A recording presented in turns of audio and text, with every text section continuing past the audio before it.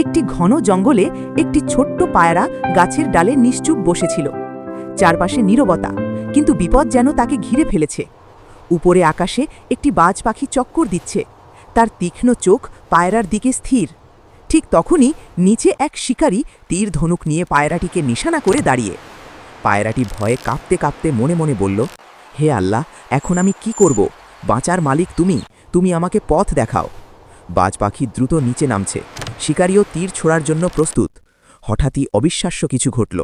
পাশের জলাশয় থেকে একটি ছোট্ট কুমির উঠে এসে শিকারীর পা কামড়ে ধরল। শিকারীর হাত কেঁপে গেল, আর তার ছোড়া তীর সোজা গিয়ে বাজ পাখির বুকে বিদ্ধ হল। বাজ পাখি মাটিতে পড়ে গেল, আর সেই সুযোগে পায়রাটি ডানা মেলে আকাশে উড়ে গেল, নিরাপদে।